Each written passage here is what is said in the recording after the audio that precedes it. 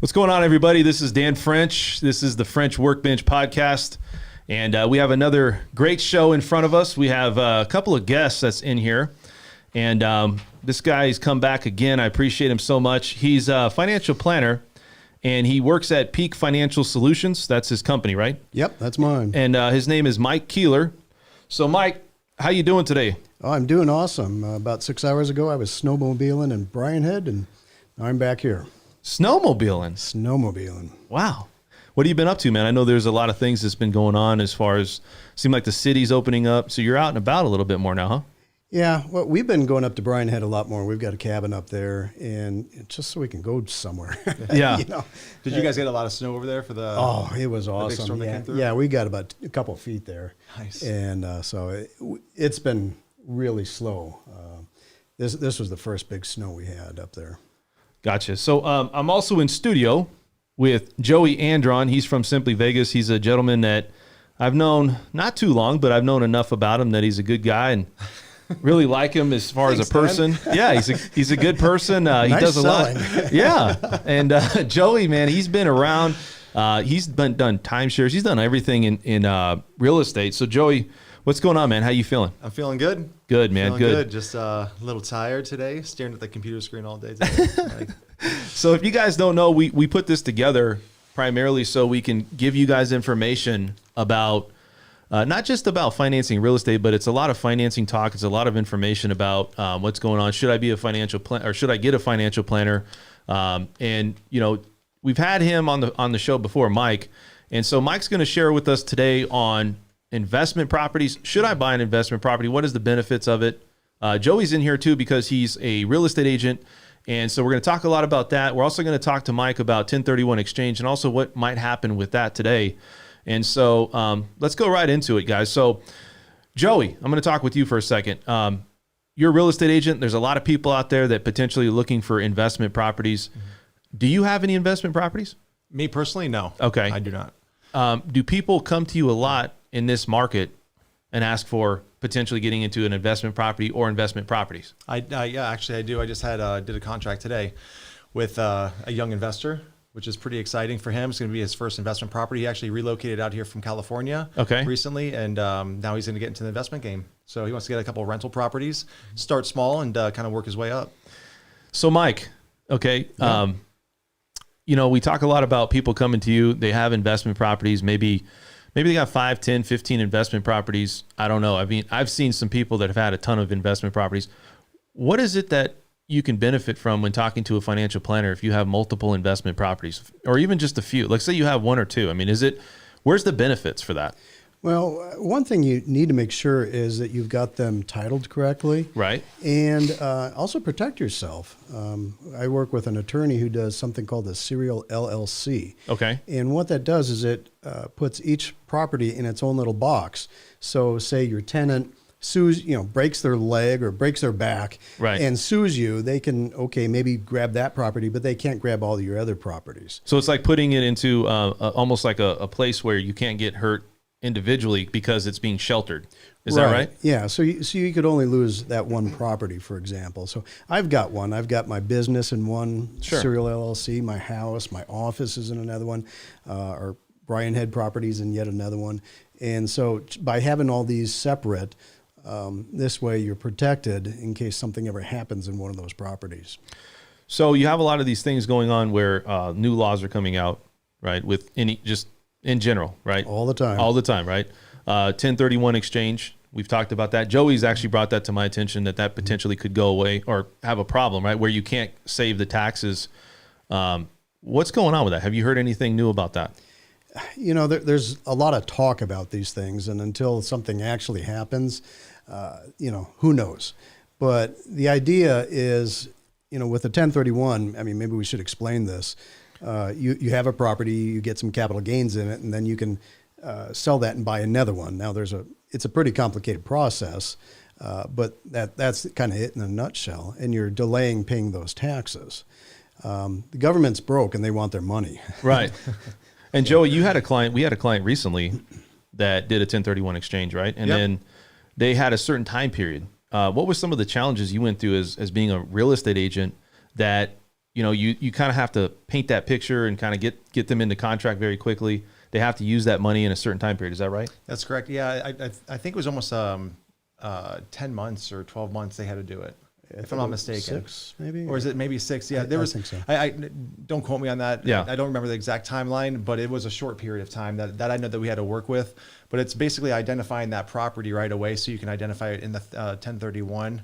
And then basically that money just goes right from that escrow account into the other escrow account. So you never actually take possession of those funds. It just goes from one escrow to the other, and then they close on the property. So we're going to look over here. I'm going to look at Mike here. This is Mike's website. And if you didn't know, he's obviously a financial planner. So Mike, some of the things that people come to and they always ask me, obviously if you have a portfolio, if you have some type of assets somewhere that, the stock market or, do they have investment properties or I have some money sitting somewhere. Obviously we know that money in general, you have to use it and you have to use it wisely and you have to use it where it works for you. And I think a lot of people don't understand where to put that money. So if you're somebody out there that's looking to invest their money, they're looking to put money into more of a safety net. I mean, we got companies that have 401ks. They got them where you can put money into that, but it's like a very slow process, right? There's not a lot of risk. It's just, hey, you stay with us and it's going to be steady Eddie. We're going to keep things going. What is your thoughts? Well, there are different time frames involved here. And I use kind of a 3-bucket strategy. You got your now money. That's money in your bank account. That's money that you need to pay your mortgage, food, insurance, all that stuff. Yeah. And you get your soon bucket. This is something, maybe I'm saving for a car or, who knows what. And then, your later bucket, that's retirement. That's money in your IRAs, 401ks, things like that. That's going to be used sometime after 59 and a half. Yeah. But that middle bucket isn't something that people often put money into. So every month I put money into a mutual fund and it just sits there, it grows. Sometimes it's up, sometimes it's down, but I use that when I wanted to have my midlife crisis. I said, hey, honey, I want to get a sports car. And she said, well, as long as we don't have a car payment. I said, good. Here's that money. Yeah. And so I went and paid cash for my Camaro and there we are. We don't have that car payment. That's pretty cool to be able to go into a car dealer, not have to deal with any of that financing stuff. Just say, no, I'm going to pay cash. Yeah. And I think a lot of it too is when you look at people investing into the right things, we talk about where you're buying cars. That's probably one of the worst investments you can get, right?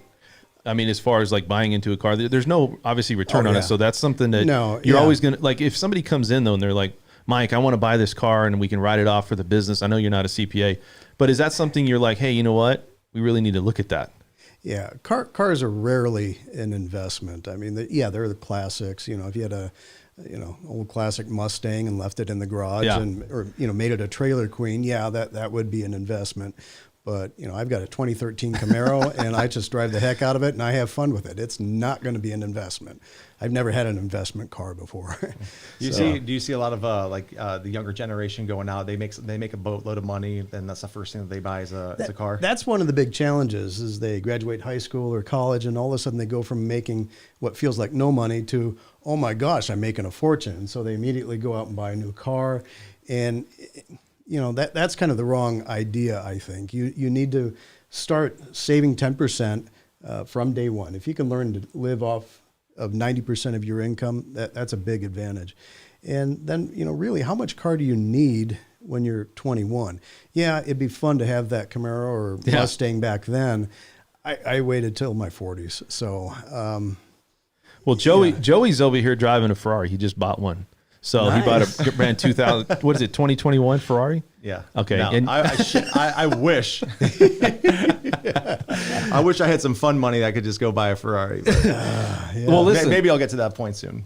I was going to say that 70% of people out there, they're living paycheck to paycheck, right? And you got a lot of stuff going on where COVID and all these people that maybe, look, everybody gets a check, right? Or a lot of people are getting checks from this COVID. And I was talking to someone at the UPS driver saying they've delivered more TVs than they've ever had in their lifetime. You know what I mean? And it's like, you look at it and you go, well, why are people not saving their money? And what is your thoughts? Well, I'm always a big believer in saving money for those emergencies. Think life happens, right? Yeah. I bought the building from my father-in-law. I bought my practice from my father-in-law. And like 2 months after I bought the building from him, both air conditioners go out. Holy cow, that's 12 grand. Yeah. And I didn't really have a choice. Yeah. I had to buy new air conditioners or my staff would be really angry and, clients probably wouldn't show up anymore. So you need to have that emergency money there. Joey over here, man, he's, you got a lot of people that, like your family and everybody, they all kind of like, having a good family and having set up properly. People that get into trust, they get into, just different things where, like I said, it kind of helps you get positioned in life.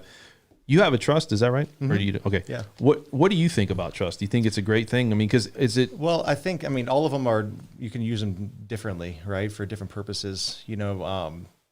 My father passed away in 2016, so we set up a trust. 2006, and we set up a trust for my mom, so it pays her income. Gotcha. Right? So a lot of municipal bonds, tax-free stuff that she's not going to get dinged every year. So it's just something that's more of like a comfort level for her. So she knows exactly how much money she's going to be getting each year. But you can use trusts differently, right, to set them up for your family. You deal with trusts, Mike? I don't do the trust personally, right. But we help clients get their trust. I tell clients if they like their kids, get a trust. If you don't, don't worry about it. Yeah. You always talk about too that there's like the will.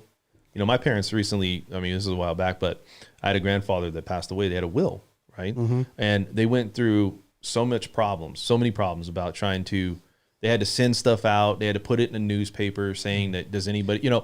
And it's just like the whole probate process. Yeah, that probate process is really a pain in the what. So it's like, why would you go that route, right? And put your kids through that route if you just go to them and say, hey, and some of these people, man, they're just old school, like, do you know the grief it was like a 4 or 5 month process? Oh yeah. Yeah. It can be really horrible going through the probate process. It can take, 6 months or a year. Yeah. And, say that person's got a house. Well, you got to maintain that thing for 6 months or a year. A vacant house in Las Vegas, that'd scare me, huh?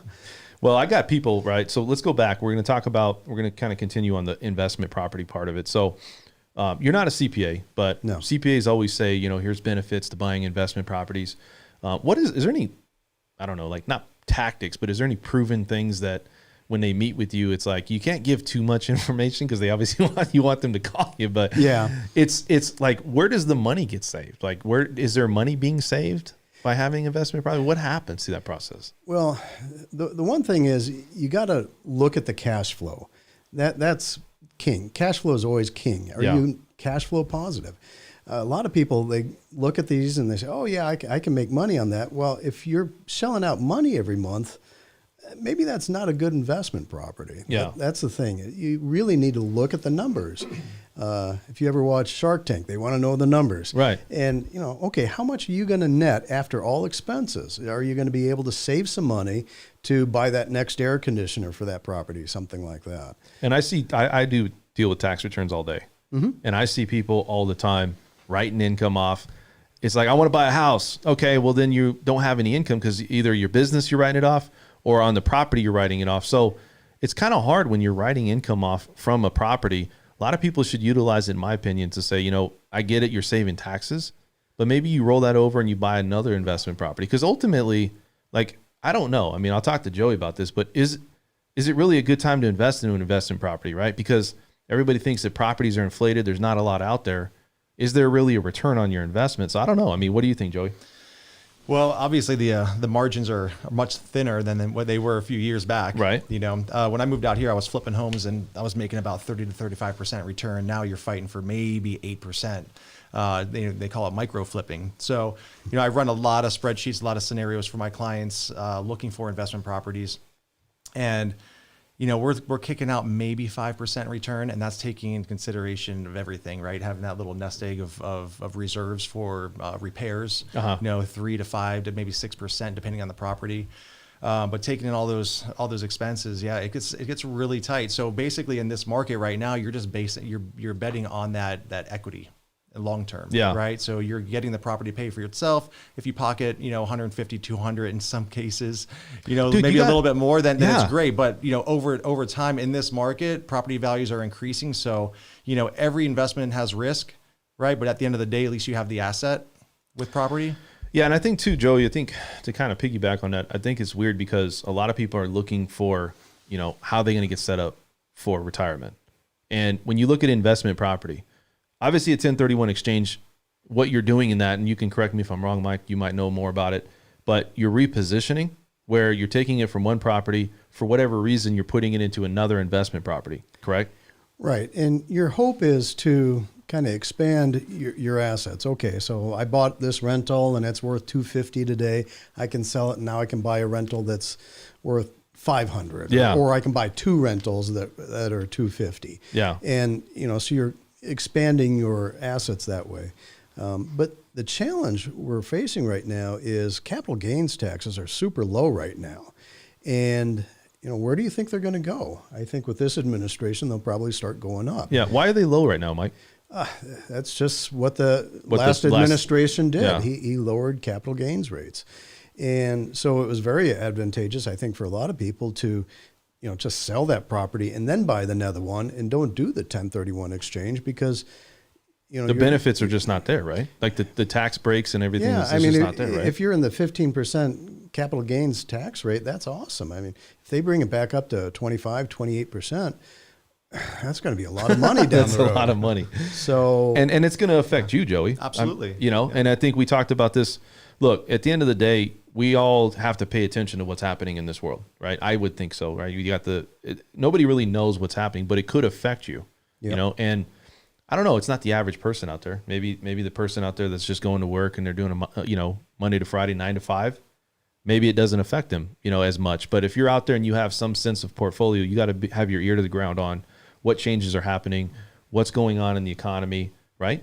Absolutely. I think it's important to surround yourself with some experts and, you find a good real estate agent, a good mortgage broker, right, a good financial advisor, and utilize that information, trying to find things. And I think too, it's like you got the changes in guidelines, changes in policies, all these things that happen. And it's like, it happens every year, right? Yep. You got a new administration coming in, right? So if you don't have these people in place, like you were saying, then you don't know what strategic plan you should have to invest in these investment properties, right? Or 1031 exchange. Going back to what we were talking about with investment properties. So from my understanding and from what I'm getting a lot is now's probably not the best time on return on investment here in Vegas. But could you go outside of Las Vegas, right? And I don't know this answer, but could you go out in another state, obviously, where maybe that's not been tapped in? Maybe that market, because we all know why this market's desirable. We know it's desirable because California's out here, right? People that are coming from California, the East Coast, West Coast, driving the prices up. And honestly, you got a lot of people that there's not a lot of inventory because people are losing their jobs here, or they don't have a job. Maybe they're on furlough. Maybe they're just sitting tight just to see what's going to happen. So it's just, is outside of Vegas, is there an opportunity? I don't know. What do you think? I think this whole country is just going bananas right now because all of my clients that are relocating here, they're telling me that they're listing their home and they're getting multiple showings per day. And I have clients in New Jersey, Chicago, California, all over the country. Yeah. And they're telling me that they're like, oh my God, I cannot believe my house is going to sell this quick. Right. And I think everyone's really freaking out because they think that interest rates are going to increase at some point. Well, they are. Right. They have to. So people are trying to take advantage of the opportunities. As prices go up, they're going to get priced out of the market as interest rates go up. Yes. Right. So they're not going to be able to afford that dream home, right? They're gonna have to scale back a little bit, and then they're gonna have to sell their home and kind of maneuver some things. But we see it every day. So this is obviously, we do a lot of Joey's real estate. I'm financing, so we talk a lot about it because we're in the trenches all the time. What I'm not into, and I think you're a little bit into this yourself, though, is the stock market, right? Mm-hmm. And I don't know what are you in the stock market, Mike? Do you? Yes. Okay. Big time. How much do you think somebody? And you always say everybody's the magic number is 10%. Joey, do you put half of your income right into the stock market? I wouldn't say half, but I can tell you this: lately, I've been dumping a ton of money into the stock market. Listen, where's the fake? Because look, I feel like all these markets, everything you look at is artificially inflated. That's me. What do you think, Mike? Well, the stock market hit a high today. Again. It's like, when is it going to stop? I'm not complaining. It's No. awesome. So, yeah, there's a big question. Is it really fairly priced? With COVID and everything that's going on, is it really priced appropriately? Yeah. And time will tell. We don't really know. I don't have my magic 8-ball here, or it would say Do you reply hazy. think that people are taking some of that stimulus money and putting into the market? They certainly were doing that with GameStop. But where do they get that information to invest into something like that? Where does this information happen? Like, I mean, obviously there's a lot of younger generations getting into this, and Robinhood's a great starting point for people, right? So Warren Buffett says invest in things you know. Right. And so, a lot of people say, oh, I know Apple. I got an iPhone. Yeah. I think it's a great phone, so I'll buy Apple stock, or Microsoft, or Tesla. All these things are just, all the tech companies are just flying off the shelves right now. But sometimes what people really ought to be doing is just buying a mutual fund where you've got a professional money manager who's got some decent goals, or you can buy just an index fund. The S&P 500 is a popular thing to buy. But that's boring. Right. And that's what we go back to. I think people are looking for that quick, I'm going to get rich quick situation. And it's just, a lot of people don't want to risk their money, but some do. And it's like when they do lose it, they're going to be a little bit jaded. They're not going to come back into this and say, I'm going to put more money back into the stock market, right? Right. So, I see people, they say, oh my gosh, the market went down 5%. I'm just losing my shorts. I'm like, 5%? Oh my gosh. Dude, I'm sitting there. Those are novice investors. Yeah. Right? Well, so for me, I'm sitting there when I invest into something, right? I put money into the stock market. I'm constantly looking at my phone, right? Uh-huh. So if you invest in something like an hour later, did it go up? Did it go up? This is what I do. How many people do that? Do you do it all the time. First thing I do in the morning, I wake up and I look at my E-Trade account. See? With one eye open. It's like, because you're looking and saying, okay, do I need to make moves? Yeah. Right. And I think that's where people come in. They're saying, Mike, I'm not like, for me, obviously I don't know what to do, but you might need to have a blend of the safe haven way for Mike to do this, and also more of a riskier, I'm going to just put money, like, some of these younger generations, like I said, man, they're putting a bunch of money into stuff. Sure. They don't know what's going to turn out, but sometimes it does good and sometimes it doesn't. But they go to somebody like you, they can get it, right? Well, what I recommend is you put your regular money into a mutual fund, an ETF, something like that. And then if you want to have a little bit of money on the side and have some fun, buy Tesla, Apple, whatever, go for it. But do that with a smaller percentage of your portfolio. You want to have it professionally managed, whether it's through a mutual fund, an ETF, awesome financial advisor like me. That's where most of your money ought to be. Yeah, and I think that a lot of people don't understand that. Are you checking your E-Trade account? Joey's checking his E-Trade account. I'm up, by the way. Joey, you up, man? So you think about investing in properties, right? So anything else you would invest in besides just properties? Like, is there something out there that people might want to look? Because I know commercial buildings, right? They're coming into a position where they could potentially start having some issues. You got people staying at home? Sure. You've got like industrial, and then you've got office space. Yeah. I wouldn't buy office space now. No, that wouldn't be. No? You wouldn't buy a building and say, hey, I'm going to sit on it because or maybe wait till it goes down, maybe a little bit more, then you buy it? I don't know. I'm just... Because there's a lot of people that are not going to work. I just feel that office space is going to have a lot of vacancies over the next coming years as these leases come up. And, a lot of these companies are going to be downsizing their space as more and more people are working from home. Yeah, I think that's a very good point. You're to see a lot of these people like you and I deal with.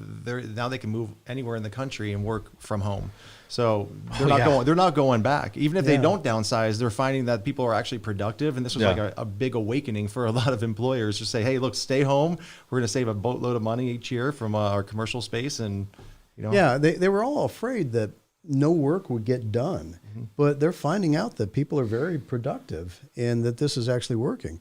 My sister works in Boston. She commutes an hour each way. Well, now she's only going in once a week because she's got to sign the checks, and that's the only reason she has to go in. Yeah. But that's 8 hours. If she's staying home 4 days a week, that's 8 hours additional time for her. That's not bad. That's a good deal. What do you think the average person out there, and we'll just put this in general, the average person out there has education in economics and also money management? What would you say that number is? Negative?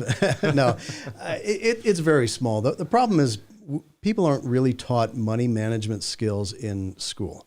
And this has been a kind of a pet peeve of mine. I've talked with the superintendent about it.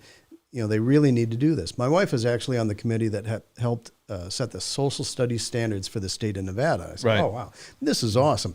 Honey, we need to get some financial planning in there. And she said, well, guess what? It's already in the curriculum, but it usually doesn't get taught because they're always teaching for the test, that standardized national test that the federal government looks at. And the financial planning part isn't on there. But people need to understand interest, when it works for you, when it works against you. You know, when you're putting money away and it's growing, well, that's working for you. You can, you know, have your money work for you. That's kind of a cool deal instead of working for your money all the time. 100%. You know, you got a lot of these people with Airbnb. They talk about that. Yeah. They talk about investment properties. But let's be honest. What is the amount of people out there that actually put money into an investment property and say, I'm going to set this up long term?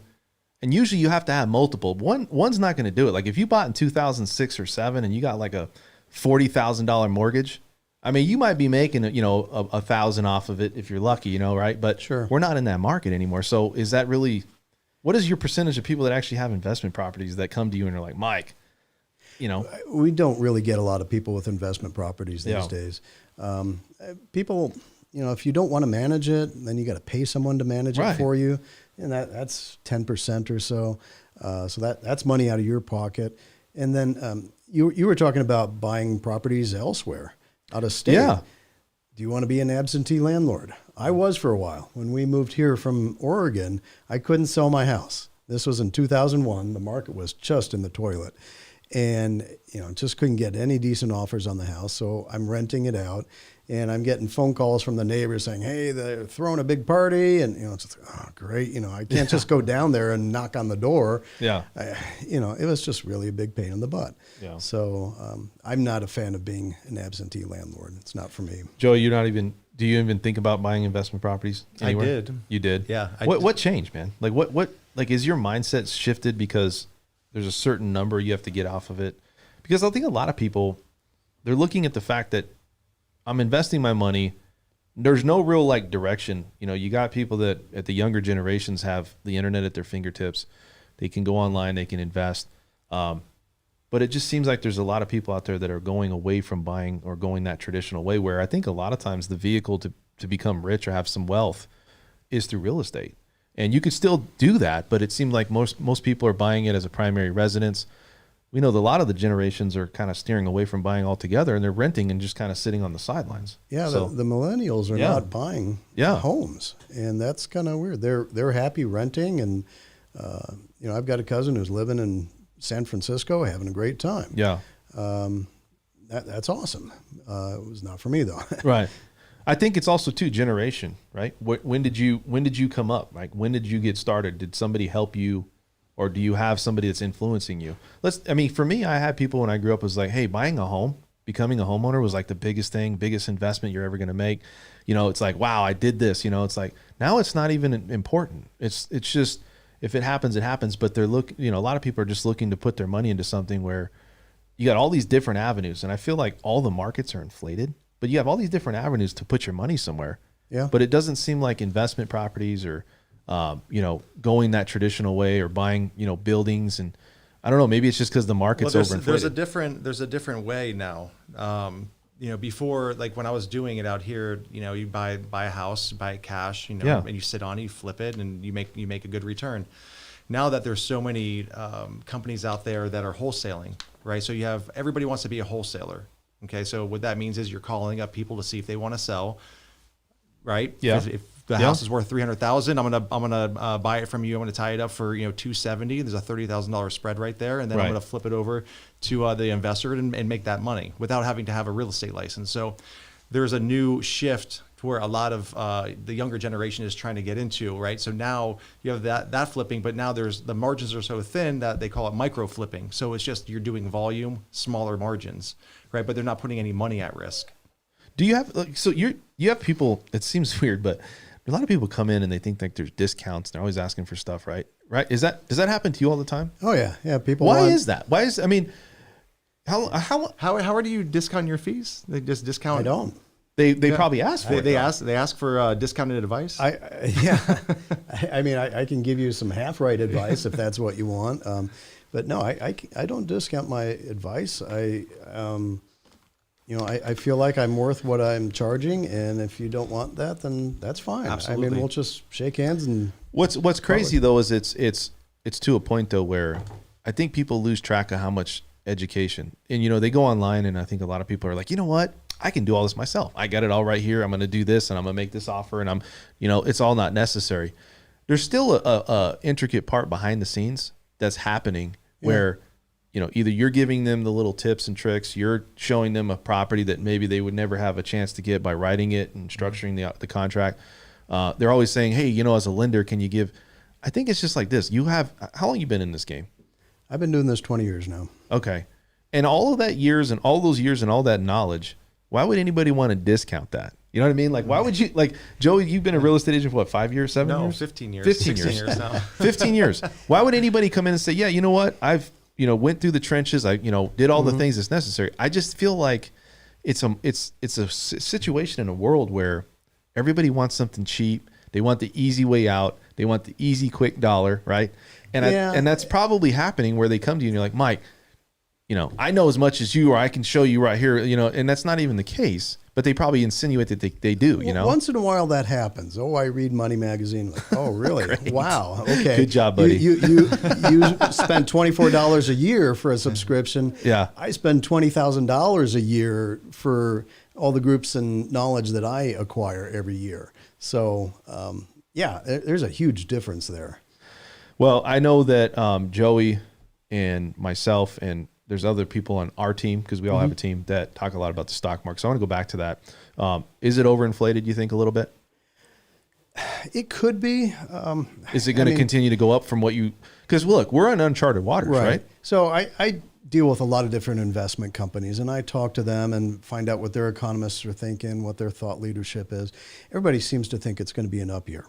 So, same old. Are we there? Yeah. Is it going to be as up as we've had in the past? Probably not. Maybe single digits, something along those lines. That's the thinking. Will it happen? We'll find out in December. But historically, we're a strong country, and we've got great fundamentals. A lot of people are always worried, am I going to lose all my money? And that's just not going to happen. Are you going to some of it? Yeah, I mean, are you going to lose all your money? There is a reality of house? inflation, though, right? I mean, when they're printing 1.9 billion, there's inflation that's involved. So, this is the same goods and services, and we talk about this a lot because it's financially related. It's going to directly affect you. Yeah.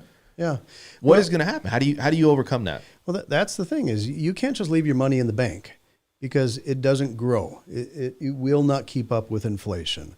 CDs historically have never kept up with inflation. So what you need to do is put it into an asset that's going to grow. Now, it could be a house, it could be a rental property, it could be a mutual fund or exchange traded fund, something along those lines. There's always a risk, though. There's a risk in everything. Yeah. But the risk in the bank is you're going to lose your purchasing power. Yeah. That's the problem. You put in $1,000 in 10 years from now. What will that $1,000 buy? Guaranteed it's going to be less. Well, and that's how everybody's talking about, well, how do you hedge against inflation? There's many opportunities out there. But a lot of people, especially with COVID and what's going on, they're like, well, I'm going to save all my money, right? I'm just going to put it because I don't know what's going to happen, and cash is king. Well, and that's not a bad idea. When you're in a strange situation like this, where jobs are, not as certain, having extra cash is a good thing. That can help you keep making that mortgage payment or feeding your family, doing those things. So yeah, I'm okay with people putting extra money in the bank right now. I think that's not a bad idea. So Joey, I'm going to tell you, so you have a family, and a lot of people are setting up their kids college, all these things, right? Is that something where you would want to get, like, for instance, I'm going to kind of put you out on the spot here because a lot of people trying to get their kids into college, student loans. See a big problem with that right now, right? You just saw something come out today that, hey, we need to do away with student loans, right? We shouldn't have them. There's a lot of people though, man, that don't understand how to like that they have serious debt. Now they might be coming out of that college or whatever but is that the smart way to go to college these days? Or just, I mean, what other alternative do you have? Well, the cheap way to go is you go to CSN for 2 years, transfer to right. UNLV, and you get a genuine UNLV degree. Which that's what I was doing, right? Yeah. That's smart because, look, it was like 1/3 of the cost, maybe even less than that, because I think it cost me like $1,000 per semester or something like that to do full time. That's awesome. At CSN. And that's affordable. Yeah. Right. And then you go to UNLV and it's like what, 15, 20,000, something like that. I don't know what the number is. There's $5,000, whatever. That's just crazy amount of money. But you know, when you're doing that, every time I get I do home loans. Every time I see it, I'm going to tell you right now, there's some people out there that I seen one that had like 25 student loans. They're all separated. They all got little balances. And I'm just saying is that financially smart to be put in that position if you have no other options? Let's say you come from a family, no money, like Joey obviously is probably doing the right things because I know Joey, but I'm just saying, you know, some people don't have those options. So is student loans something you'd want to stay away from? Borrowing some money is okay, but too much money is crazy. I was talking to one of my neighbors up in Bryan Head. He's got a niece with $200,000 in student loans. Right. And she's got a couple master's degrees in art. You know, wow. Okay. What is that? And you have to say, like, you know, what is going to happen with that, right? How are you going to use that? I don't know how you're going to pay those loans off. Now, if you're going to borrow $200,000 to get an MD, yeah, I mean that's going to work. Yeah. Or a law degree, something like that. Right. But you know, the challenge is, you know, if I come to you and say, hey, I want to buy this house, you're going to look at my record and you're going to say, wow, what are the chances of Mike paying this back? You know, and that's True. what determines getting the loan. And that doesn't happen with the schools. You can get a loan in whatever degree you want, and they'll just hand it off to you without even trying to figure out how. So you think there should be more restrictions based on your degree? You know, that's a tough thing to say. But I think people need to exercise a little more discretion. And that goes back to financial education in high school. You know, teach people, does it make sense to borrow this money for, you know, a TV? No, it doesn't. Does it make sense to borrow money for a house? Yeah. I mean, how else are you going to buy it? And you have to pay rent somewhere. So you look at a house, it's like, do you pay rent or do you pay a mortgage? So you have to say, well, pick your poison. But I think for student loans, let me say this about student loans. I can't count how many times I do an application and there's a zero payment there. And you go, okay, well, why is there a zero payment? Wow. Oh, it's on forbearance, right? I'm not making the payments. That tells me that you're still trying to reposition. You really haven't started that process. Can you really afford it? You know, and I get it. You want to come out, you want to start doing your job, and you want to start making money. But at the end of the day, you're looking at this bill and you got $100,000 in student loan debt. Yeah. I'm not saying don't go to school and don't use it, but it's like, how does somebody know, you know, where enough is enough? Where's that breaking point? You know, and I think that's what I'm trying to get to. Like, and that's where our schools are failing the kids. It's teaching them how much money should you really borrow. I mean, when people go buy a house, they're qualified for so much money. And you can't get more, right? Yeah. I mean, if you're qualified for $400,000 and you want to buy an $800,000 home, you know, you got to come up with $400,000. 100%. That's just it. And, you know, maybe they should be doing this. But, you know, my biggest pet peeve is the cost of education. I think it's just too darn much. Absolutely. You know what? My parents were able to go through college, and my mom worked in the summer full time and worked part time during school. Yeah. And she was able to graduate with zero debt. You know, where did those days go? Nowadays, people are racking up crazy amounts of debt. 100%. And, you know, I've been calling my state legislators saying, hey, We need to reduce the cost. And they say, oh, well, you can get these loans and grants. I said, no, you don't understand. College is just too expensive. It's going up at 10% a year. It's going up way faster than inflation. Joe, you have a lot of people too, man. It's like this. So they come to me and they say, Dan, I want to get approved for a loan. I say, okay, we'll get you approved. We go through the process. You get the taxes, the insurance, all this information. You got the interest rate, rough estimate. And then they go, okay, I'm going to go out and look for a house. And then they go out and look for a house. And the problem is they always feel like they want a house that's more than what they originally started with, and I get it. It's a market that's constantly increasing. We have a lot of competition. It's scarcity of homes right now. Joey's dealing with this a lot. I feel a lot of people are going new. And I feel that sometimes in buying a new home, you're overpaying for it, right? You really are, because the builders got to make their money. So how often do you go out on existing homes? Because if you go buy a new home, they got upgrades, they got things that's involved, right, with the total cost of the home. So they're probably going into it thinking, well, it's probably going to cost me a little bit more, because you're gearing them and telling them, hey, positioning them as this is probably, this is the base model. If you want these things, this is what you need. But how often do you go when you're finding an existing home that people are really wanting something a little bit more out than what they first started with? Always. It always starts that way. Especially in this market, a lot of people are going out looking at these resale homes and they're underwhelmed, because they see, the big shiny brand new home and they understand that that's out of their price range. So then we start looking at resales and then they're just not happy. So now they're trying to figure out a way how to stretch that budget and find 100%. Exactly what they want. And it seems like to me, like they're always, maybe, there's always that threshold. Like, I don't want to go over 40% of my total debt budget, right? Including with the mortgage. And it ends up in some cases on FHA loans, it's like 55% or 50%. That means half of your income is going towards that mortgage, or roughly could potentially close to it, 45% of that. So I think a lot of people they're still spending, and it's like this, they're trying to keep up with the Joneses, and they're trying to still keep that same house that, It's that way with everything, with cars, ATVs, toy haulers, all this stuff. I mean, you drive down the freeway and you just see all this money going by. It's amazing. Well, I don't want to sound like crotchety old men, because I'm not saying don't have fun, right? I'm just saying, right, for all of us, because I feel like I'm in the same boat. Like I sit there and I'm like, hey, steady Eddie. But the point of why I'm saying that is people are always going to spend money on stuff that excites them. They want to live a little. But I think there's an alternative route to, well, you don't have to, you got to have some game plan too. And getting a financial planner, having a game plan, even if it's something that's small that maybe builds, or something that's like, hey, we got this game plan in 10 years. I want to retire and I want to go through it. I think that's when you really got to start focusing on, for me, it happened when I was 39, 40. I just hit 40, right? So I'm like, dude, 10 years, I'm going to be 50, right? I'm like, I got to get started, right? So, but it makes you start to think. But imagine if I started thinking this way when I was 25. Right? What if I became a lender at 25? What if Joey and we all started, like Joey started 15 years ago, but what if we started when we were like in our young 20s, right? Right.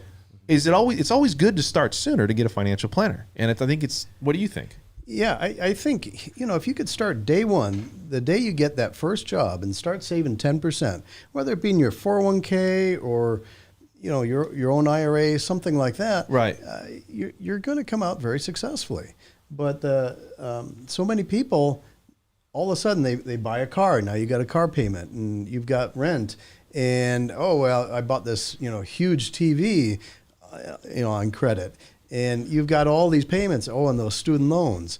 Well, it's this thing that a lot of the younger generation, even me growing up, you don't really have that guidance going through school, right? Because they don't teach it. They don't teach you how to save that money and how to reallocate a portion of your paycheck to save. And when they always do the number, it's mind blowing, right? Because if you started saving like some of your first paycheck when you were, in your young 20s, by the time you were, ready for retirement, you'd have, like $1.5 million, right? Yeah. But most people aren't disciplined like that. One, because they're not educated, and two, because it's easy come, easy go. Well, I also think, in your 20s, retirement is just so far away. Holy cow. I mean, that's a lifetime away. Yeah, but say if somebody can't, here's where I'm thinking. Okay, so you got a lot of millennials, and this is how I'm thinking. Just a lot of younger generation is thinking they got it already figured out, right? They do. I mean, I'm not saying to everybody, but it's almost like, hey, I got this at the internet. I got a lot of information. I know what needs to be done. You don't need to have some, but you know what? People have coaches in life. They have life coaches. They got people that take them to the gym. you almost need a coach, because if you're not born into an economic family where they're just constantly drilling it into you about what you should and shouldn't do, you almost need a coach like a financial planner. And that's how I think of it. It's like, coach me, like, tell me what I need to do. And everybody's always like, well, you know, why do I need it? I can go online and I can figure all this out and I can get this information. But you know, part of the thing is, it is a coach. You know, all the sports stars, they have their own coaches, right? Tiger Woods, you know, he's got a golf coach. I mean, he's an awesome golfer, but he still needs somebody, you know, a third party to just stand back and watch. You know, you dropped your arm there or something like that. Correct. And, you know, so when I'm meeting with my clients, I say, hey, you know, you were doing $100 a month last year. Can we bump it up to 125? Yeah. And you know, just push them like that. I mean, sometimes they can't, and that's fine. I'm not going to kick them out because of that. But I'm there to push them to, you know, maximize their portfolio. Let's make it bigger. And so far, I haven't had anybody complain that they had too much money in retirement. You know what's cool about Mike too, man, is he came in, like, we had him here last time, and he came in and he was just like smooth. You know, like, I got compliments from people like, man, this guy's voice was awesome. No, I'm telling you. Yeah, both of you have radio voices. No, I'm telling you, dude, he's sitting over here and I can sit here and I'm sitting there and I'm like, it's the truth though. But I think it's cool because you come in and you're like a chameleon, man. You adapt to the surroundings. You're a trooper. Well, I've been doing this 20 years. Yeah. And I've learned a lot. That's the neat thing is you gain all this experience meeting with people and hearing their stories. And, you know, it's like, wow, I'm going to file that one away. And, you know, sometimes, you know, someone will ask me a really weird question I've never had before. I did get one on breast implants once. I was like, wow, okay, I didn't know anything about that. It's a great investment. But, you know, you get a lot of questions that are the same. And it's like, you know, I know the answer to that because I've dealt with that before. You ever felt like there was a point, though, where, you know, you knew you had to, like, spend your money wisely, but you're like, you know what? I'm just going to go buy it. I'm just going to get it, man. I have to get it. Like, that was my Camaro. That was your Camaro, a right? Stupid thing. Dude, I know it's totally too, man. useless. Yeah, I got a Lexus, right? And I'm like, dude, I've only had a Toyota Tacoma and I've only had a Nissan Titan my whole life. Do I really need a Lexus? And I'm sitting there going, I need a Lexus. you know, I don't know why, I just do, right? And it's just one of those things, man. And it's fine if you can afford it. I mean, you know, it's a goofy thing. I like cars, and I wanted to have this car while I could get into it. Yeah. I mean, in your 70s, it's hard to get down into a sports car. Well, I think too, man, you got to think it's like, man, I was in my 30s, right? And I'm really just trying to make the right decisions and buy the house and do, but it's like I'm sitting there and I'm like, man, I'm already 35, 36. Dude, my life's passing me, you know, and I don't really feel like I've done anything significant for me. And I think there's that point where you have to do something for you, regardless if it's, you know, ultimately. Yeah. You know? I had this friend, she lost her husband, you know, early on and left her with 2 young kids. Yeah. And, you know, she said, Mike, don't save all your money for later on. Spend some of it earlier on so you can make those memories just in case. Yeah. And, you know, I've taken that to heart. I do, you know, we take nice vacations and do great family things. You have to do that. And I'll tell you, there was a story. I'm going to tell you guys a quick story because I know we're going to jump out of here in a second. But there was a gentleman that I was going through the process of a loan long time ago. And it's crazy because his dad worked all of his life, saved every penny, right? Every penny he's got, like, and I was like, man, so he's got, like, you know, quite a bit of money in the bank. And he ended up getting, like, sick. He ended up not really enjoying it. And, you know, one of the things was like, hey, just go buy something, man. Just go take care of something, you know? And look, it's good to be that way. So I'm not saying go the other direction. I'm just saying you got to enjoy your life too, because it'll go like that, you know? And I think there's a fine line and a blend of when you try to get a financial planner to support and help you, having that coach, but then there's that time where you got to go eat that chocolate cake. You know what I mean? You got to get out and maybe drink that, you know, whatever Joey drinks over there. What is it that you drink, Joey? What's that? What's your favorite? Black Label? Black Label. You know what I mean? Yeah, he loves that. So I mean, you got to get out and you got to experience things. I know, Joe, you drink a lot or not really? No, not really, right? I had a client. He was a Metro cop, and you know, he was really going for that 36 years. At one point, you could get 36 years and get 90% of your salary. Yeah, and he really wanted that. And I said, you know, why are you doing this? You're getting kind of angry, and I just imagine reading the paper and seeing you punch somebody in the face. Yeah, it's just like, are you happy, right? Yeah. But he really did enjoy the work he was doing, and that was awesome. But the thing was, he got sick about 6 months before he retired, and he died before he retired. Oh, wow. And it's kind of a scary story, really, because it's like you never know. It You was never really know, scary, man. but I kind of felt good because he loved what he was doing, and so that's awesome. But it sucks that he. Well, you try to. It's not telling people, but you want to you would like to think that everybody kind of has a great life and they live their life to the fullest. But there's also people that don't have that option, right? They just come in, they got to work, they got to make a living, they got to support the family. Mm-hmm. I just think it's when you have that time, you have that time. So I think the whole thing from here is that, do you want a financial planner to help you as a life coach, support you? I would say at least try it. People are going to take bits and pieces of what we say and what we do, put it in, twist it up in their own way, but try it and see. And if it doesn't, hey, you tried it. It might change your life. No, I think that's a great idea. And the one thing I would add is always look for a certified financial planner. That means they've achieved the top designation in the industry and undergone a lot of training. You don't want some wet behind the ears kid who's just learning how to sell a life insurance policy. So we're going to go over this really quick. I'm going to bring this up. We got Mike over here. Here's his website, Peak Financial Solutions. If you guys want to look up his information, Mike, you don't keep your cell phone on this website, right? No. If you guys want to if you scroll down there's a place where they can set an appointment. All right. I'll tell you what, man. You got the gatekeeper, man. There's my phone numbers there at work. So I called and she's like, "Oh, Amy, yeah." She's like, "Don't even try it, man. Don't even try it." And then if you guys want to get a hold of me, I'm a lender, guarantee rate. You guys know that. If you want to get started on the application process, just to see what's going on, a lot of good information. Guarantee rate, man. We got a lot of stuff happening.